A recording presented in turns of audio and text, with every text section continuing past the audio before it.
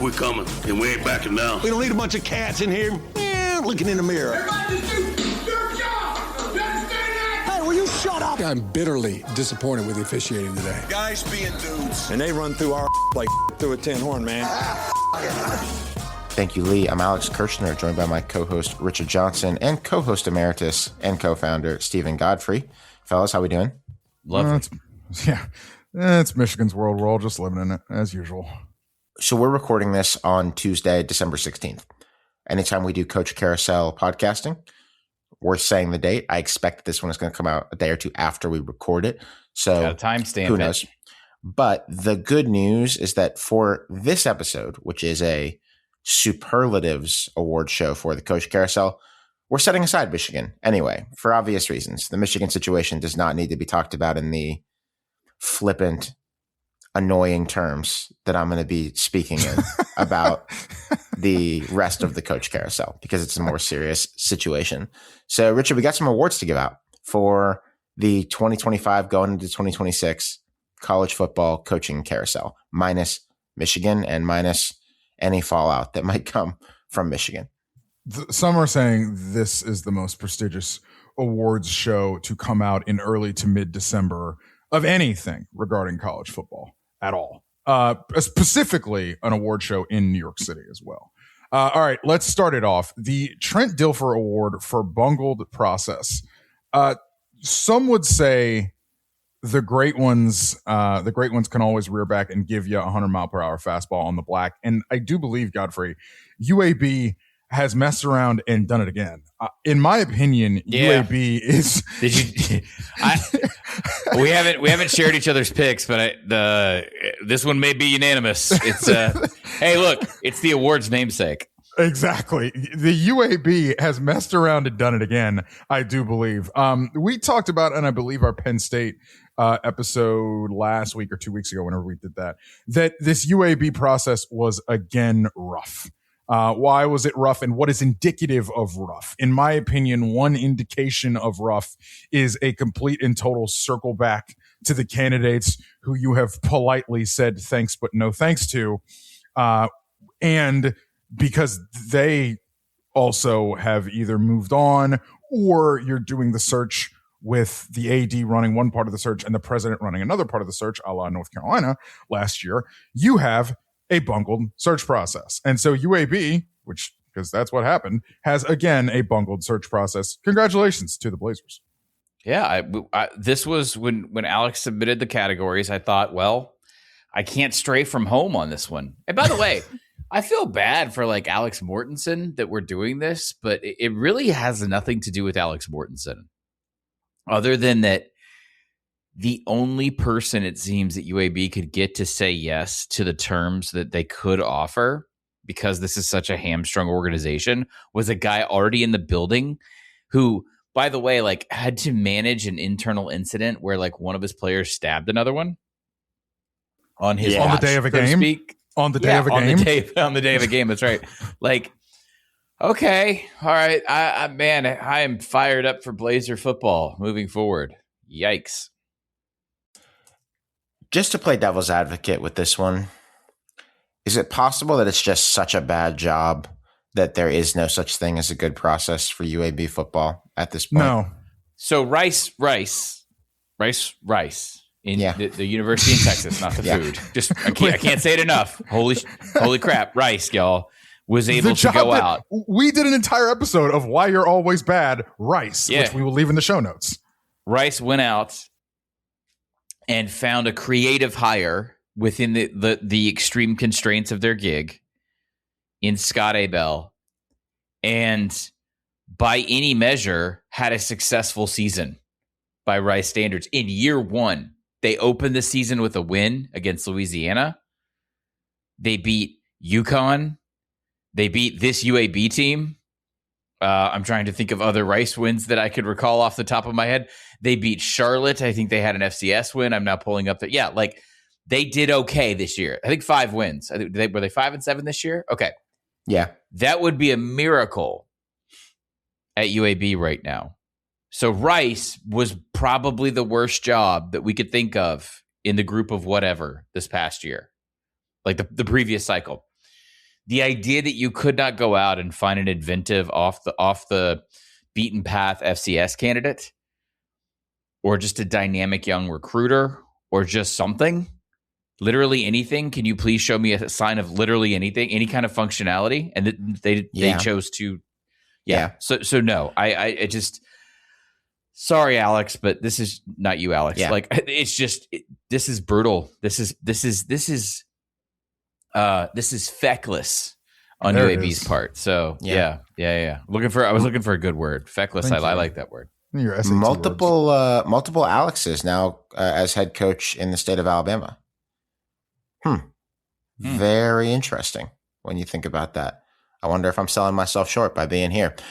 The Deion Sanders Award for Best Celebrity Coaching Hire. Richard, I think you might be quarterback keeping this one. I'm not sure there's more than one candidate, but it's an interesting hire that we didn't talk about yet. I'm kind of curious, like, how we can do this. So we're using this opportunity to talk about something that we haven't talked about yet. Yes, this is by default. Yes, this is a by default situation. It's kind of flown under the radar for obvious reasons because of what else was happening at the time. But Marshall Faulk is the head coach at Southern right now. Okay. And I think that it definitely came not necessarily out of nowhere, but I think that when you look at Marshall Faulk's resume, you can say it came out of nowhere. Somebody who does not really have significant coaching experience, was on Deion's staff at Colorado for 1 year this year. There's some, it's one of those things where like cameras have caught him during a loss, kind of looking a little despondent or what have you. So he didn't really look like he was having a good time. Whatever. I'm not putting a ton of stock into that. Besides, it was just kind of funny. But there is clearly a door open for former player to come in to get a job, whether it's at the HBCU level. Obviously, we saw what Eddie George did at Tennessee State, able to parlay that into Bowling Green. We've obviously seen what Deshaun Jackson's done at Delaware State. They were good this year. Delaware State was just bona fide good this year at that level. Came close to an appearance in the Celebration Bowl.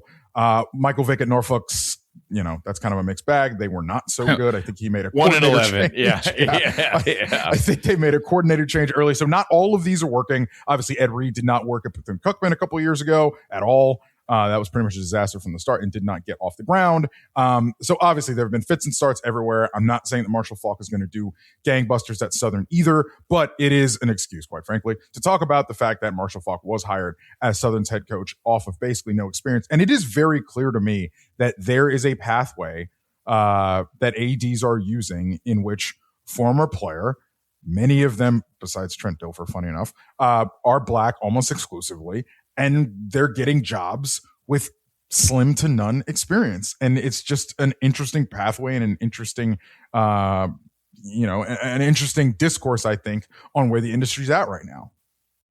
Yeah, these are jobs that are hard to fill. These are jobs that, in the case of the HBCUs, which is, I think, every job we mentioned other than UAB there, a place where you would want to have a Black head coach, and Black head coaches are in such a low, like there's such a lower overall population, and also Black head coaches will tell you privately they may / probably don't want to build an entire resume starting as a head coach in the HBCUs because it's so hard to move up.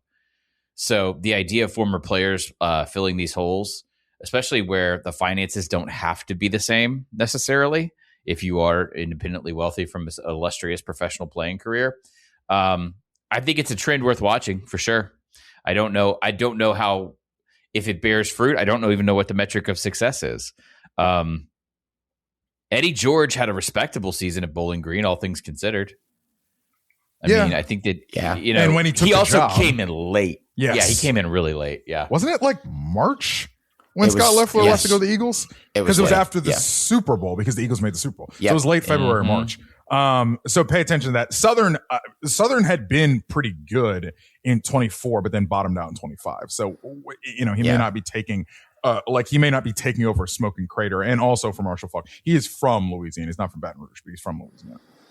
The last couple of years, I think just in last cycle, we had 2 HBCU coaches get FBS jobs, at least Willie Simmons and Eddie George. Obviously there was Deion a couple of years before that, but I think it's interesting to contemplate non-celebrity coach division how few HBCU coaches have gotten FBS head coaching looks, really since at least Richard, you and I have been covering the sport. I can think of Jay Hobson, who a little different than most HBCU coaches in at least one way that I can identify. One key way that prostate cancer. That's what I meant. Larry Scott also, by the way, Larry Scott bounced back to being an assistant. He's going to be on Auburn staff. Yeah, I saw that. Good for Larry. This is another one that I think only has a couple of candidates, but it's going to be a chance to talk about one that we haven't talked about much. The Ed Orgeron Award for Best Promotion of an Interim Coach to the Permanent Job. I believe that this is just our spot to discuss Kent State winning 5 games this year under the Prime Minister, Mark Carney. Yeah, that was my pick because, Pete Golding hasn't coached a game as we record this. So also was never technically interim, or if he was, it was for 5 minutes. Yes, he was technically interim for like a hot second. Yeah. Okay. So let's talk about Carney first, because I actually wanted to back into the Golding thing, but let's talk about Carney first.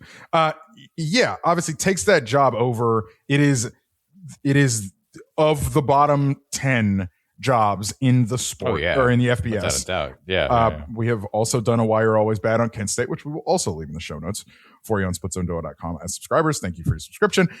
He takes over before the season starts because Kenny Burns is let go in very weird circumstances. And yet they won 5 games. Like, we have talked about the fact that Sean Lewis is pretty much statue territory here for winning, 9 once? I mean, 5 wins for Kent State. Congratulations. This is a team that has lost. I don't disagree on the statue territory point, but it wasn't 9. It was 7. 9. Yeah. Oh, God. Thank you. Before that, Daryl Hazel? 1 year. Paul Haynes. Paul Haynes. Yeah. It's thin. Those jobs shouldn't be in the FBS. Kent, Akron, probably UMass. They're a little cluster of the MAC that just can't function anymore, and probably never should have, and probably hasn't functioned really in the last 20 years. But I don't know if anyone cares outside of like our little corner of college football. This is technically the best coaching job of the year. Like, if they were serious about these awards, maybe New Mexico. Like if they were, it's definitely. It is certainly on a short list. It is certainly on a short list. That's fair. Yeah, that was one of the worst teams in the history of college football in 2024, and then was just a regular. New Mexico, Kent. In 2024. New Mexico was more of an emotional. Yeah, the New Mexico was more emotional, Alex, because they did turn it around under Bronco, and it felt like things were going to change and be amazing. And then Bronco 80 just pieces out after 1 year to go back to his home state. So Eck was more of like, hey guys, it's okay. We're going to make this work. Anytime there's a win total higher than 4 at Kent State or Akron, that person should be basically considered Vince Lombardi. Didn't Akron win 5? Yeah, they did. Akron also won 5 this year. Godfrey, what's the deal with that? Is he going to come back again, Joe Moorhead?